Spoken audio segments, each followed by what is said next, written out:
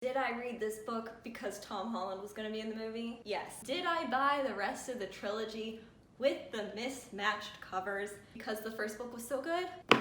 Also yes. This is the only book to movie adaptation cover I will approve of. I love both of them.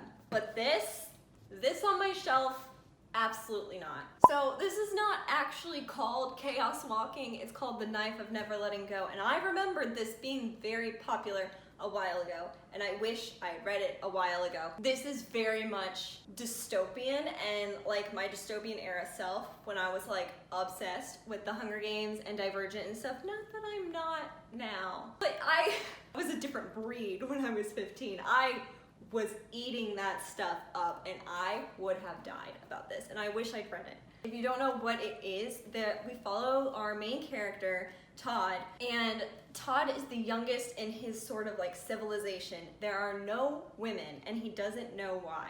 Right before his birthday, when he's supposed to become a man, he finds a girl in like the forest. Oh, I forgot to mention, they can all read each other's minds. They all have the noise, which is like you can hear every single thought going through every person's head, which obviously makes it a very noisy civilization. When he goes into the forest, he finds a spot of nothing, like he can feel that there's not noise. And so when he's going back through the town, everybody can read his thoughts. They're all seeing that he heard this quiet spot, and they all know what it is, but he doesn't. And for some reason, this is causing a stir.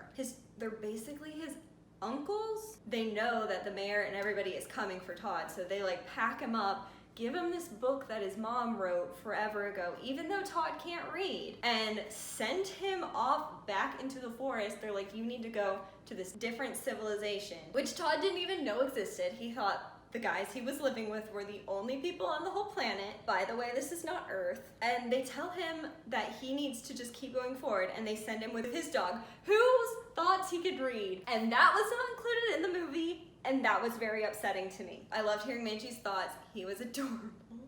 I loved him in this book so much. When he gets out into the forest, he finds the quiet again, and it's a girl. And he's like, oh my gosh, I have never seen a girl before, and also my entire town is chasing me, and it might be because of you. That is where I'm going to leave you non-spoilery people. When was this published? I feel like this was really, like, this is an old book.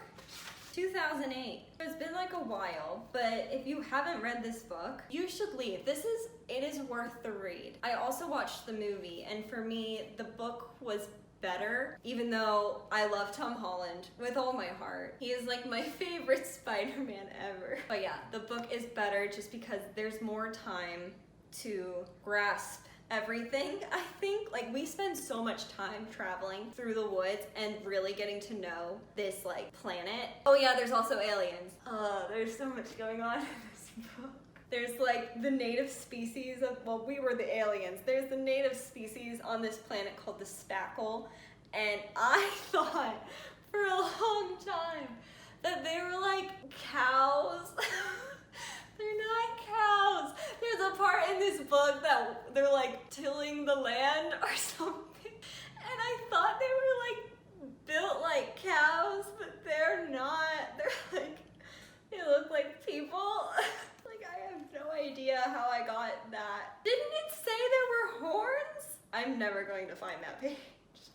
Anyway, early on in the movie, we do get to see people coming from space down to this civilization and them suddenly getting the noise, and I really liked that. I thought that was interesting because it showed us what happened to the first wave of settlers, and it does show our leading lady Viola in that spaceship when she's coming down. They definitely aged up the characters a little bit for the movie, but I didn't think there was an issue with that. Like, I thought it worked fine. Okay, for real this time, if you have not read the book, goodbye.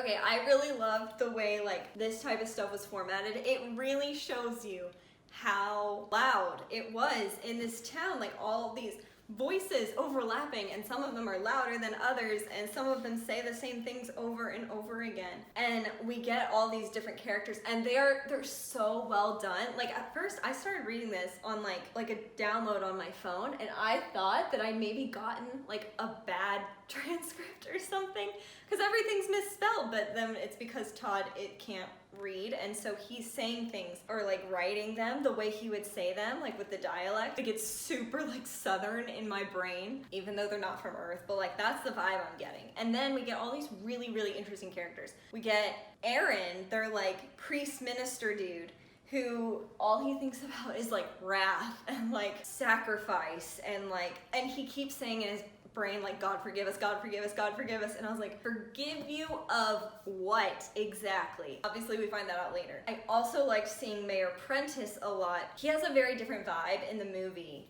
where he's more of like someone Todd looks up to, and even though Ben and Killian don't really like the mayor, but in this one he kind of just feels a little uncomfortable around the mayor. But the mayor has this thing where like all his followers or whatever, he's teaching them to control their noise, and they'll like count or say like, I am the circle and the circle is me or whatever. And the mayor and the mayor's son, who I hate that kid, even though Nick Jonas played him in the movie. That was a throwback.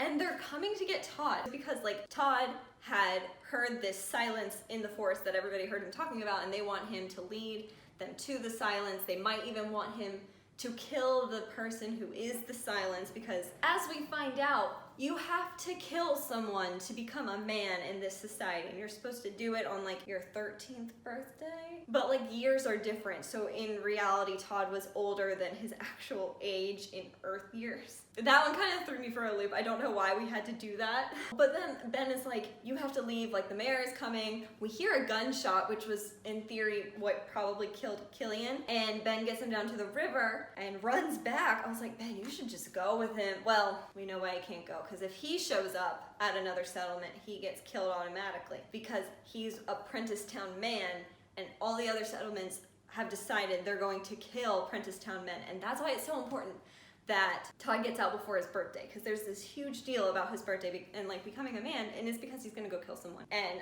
in theory, it's supposed to be Aaron. So all Todd has when Ben leaves is his map to like this haven city that he's supposed to go to. And they hear the silence again, and then she's like, it's a spackle. Todd's like, it can't be a spackle. Like he's seen them before and they have noise. And I loved it when he saw, like she didn't say anything. He saw Viola before he knew her name was Viola. And he's like, panicking because this is like the first time he's ever seen a girl, and obviously she's a little aggressive because she's come from space and like her spaceship has crashed and she doesn't know what to do, and she can read all of his thoughts. And I loved Manchi though. He's like, Todd, like right when Viola's there, and he's like, and obviously my name is Todd. Oh my gosh, so the whole time that they were like going through the woods, I was afraid that we were going to get attacked by alligators because they have noise. And no, we get attacked by Aaron, who somehow managed to follow Todd. And Aaron gets attacked by an alligator and lives. What the heck? That was more than anything else that shocked me in this book, was the fact that Aaron lived so many times. And I think it's to emphasize the fact that Todd couldn't kill anyone, because if he kills someone, he becomes apprentice man instead of apprentice boy who could be accepted into other societies. Okay, so the story he's been told is that the noise killed all the women. It was some sort of illness that they passed on, and that there was a war with the spackle, and like all this stuff that's just not true. And so he's thinking this about Viola. He's like, oh my gosh, this girl's gonna die. She's probably come into close proximity with me enough that she's caught this disease already, and she's just gonna die in a few days. And she hears that, obviously, in his thoughts. When they get to the bridge and Viola is about to blow it up, which was great. I loved that scene so much. But when he lifts the binoculars to his eyes and sees Aaron, how could he have lived? Doesn't he ever effing die? Me this entire freaking book. And Todd thinks it's because he's a coward. He's like, if I just killed him, we wouldn't be in this situation. And now there's the mayor's army still coming after him, but at this point, like, Aaron's kind of the more immediate threat, and obviously Aaron's the one who led the army to them. Viola has all these like futuristic gadgets from the spaceship that in theory everyone else on this planet should have, but they came down to have like religious freedom, and especially in Prentice Town they hooked onto that. And they cut themselves off from everyone else. They were like, we don't need to read, We don't need to be able to do anything. They were just agrarian, basically. And that's why Todd literally thought there weren't other settlements. When Viola uses that fire thingy to explode the bridge so that the mayor can't get to them, that was a triumphant moment. And then she like tells him like, my name is Viola. And so she finally spoke to him. It took 127 pages. I didn't quite get why she didn't talk to him other than like if she was just scared. Todd finally finds out that the people he saw Viola with, the people who were dead in the spaceship, were her parents. She and her parents were supposed to be like the first ones from her like space colony to come down and check out what's going on, send the signal up, get all the other thousands of people up in these spaceships down. This is her first time on a planet, by the way, because it took them so long to get from wherever they were to this new planet that she was like born on the spaceship. And so like Prentisstown had like maybe a couple hundred people. They get to Far Branch, there's maybe a couple hundred, and Viola's like there's thousands of people, thousands up there that are waiting to come down to Earth, waiting for her signal that she cannot give because her spaceship is destroyed. And so the theory is that Haven, this last settlement at the end of the road, might have the technology she needs because they didn't give it up as fast. But once they get to Far Branch, nobody really likes them because there's an army following them. Matthew is one of those people who doesn't like him and attacks him with a machete while he's doing chores in Far Branch to earn his keep. And that man cuts Manchi's tail. And Manchi's like, tail, Todd? Like, where's my tail? I was so upset. And it's so funny because the whole book, Todd is like, God, I hate this dog. I'm like, no, you don't. You love this dog so freaking much. They leave Far Branch and they see that the army's coming. And right as they're running away, Far Branch and Prentisstown are going to war. And it's really sad because it's not like there's a ton of people to begin with. They know, like, if they destroy each other, like, no one's gonna make it because there's not that many people. And then the mayor's son catches up to Todd. First of all, Davy Prentice, like, he has to call him Mr. Prentice because Davy's a man because apparently he killed someone. And I hate this kid. He's like a year older than Todd, like maybe. When Todd like thought like snake and the horse was like snake. That was fantastic. He bugged off Davy Prentice and that was fantastic. They did that in the movie. I loved it. I know that they had to do reshoots of the movie. Apparently it was deemed like literally unwatchable. I thought it was an okay movie, like at least with the reshoots they did. Like, I thought it was fine. When he killed the spackle, that was really, really sad. And Viola was like begging him not to. I think it was mostly like an anger thing. Like he felt threatened and was like, last time I felt threatened by Aaron and didn't kill him, like that went so, so bad.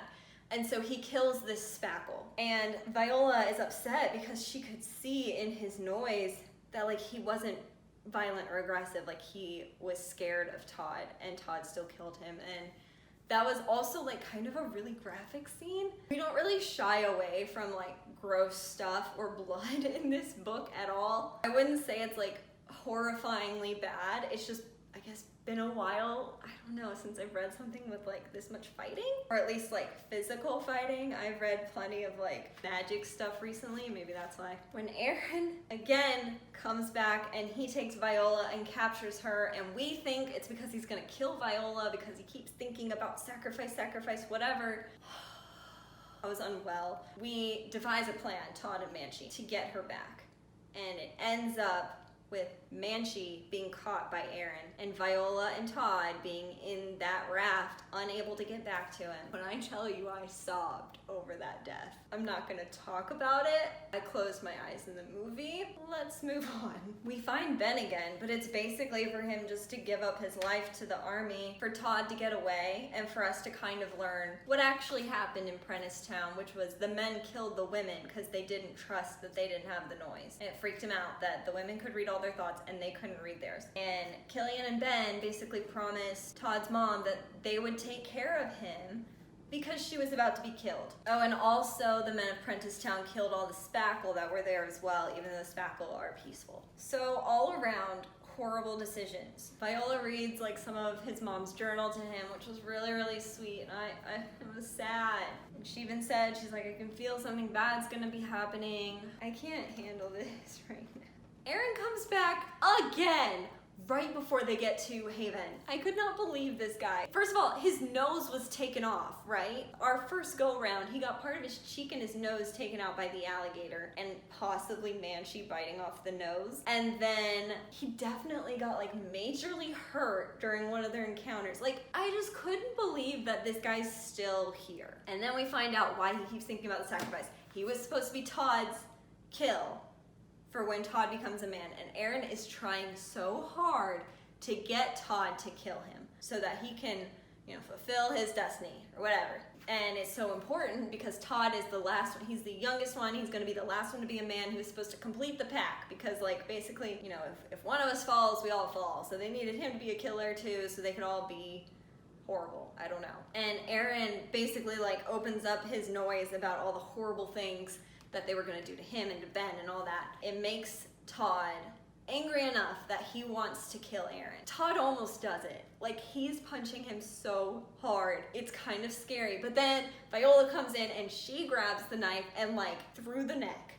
That was like, the description was nasty and it was very, very detailed. And she kills him right in that, like, it's almost like a church made of rock in the middle of a waterfall. That sounds weird, but you know what I mean. Like, it was a really intense setting. When they get back out on the road and they're about to beat the army to Haven and they see Davy Prentice at the top of that hill, Nick Jonas, and he shoots Viola. All of this was changed in the movie. If you haven't seen the movie, you're honestly like kind of not spoiled for it. They changed a lot of this ending. We're just gonna go with this for right now. Viola hits the ground because she's just been shot. Todd has to scoop her up and start running towards Haven to try to get her some help and hope that there's someone there that can help them. They show up to this town. Everyone's shuttered in their houses. Like, he can see people peeking out at them. Like, he knows they're there. The mayor walks out from his hometown and is like, I am the president of New Prentice Town. End of book 1.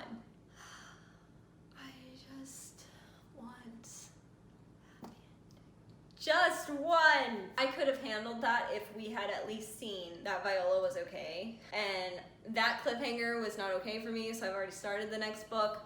But, I mean, I knew she had to make it, but not seeing her make it really irked me.